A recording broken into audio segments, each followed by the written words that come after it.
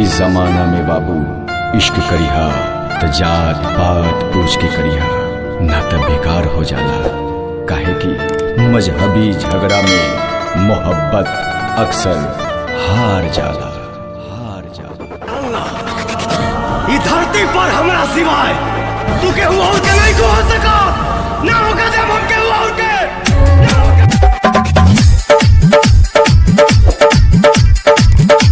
Shift center.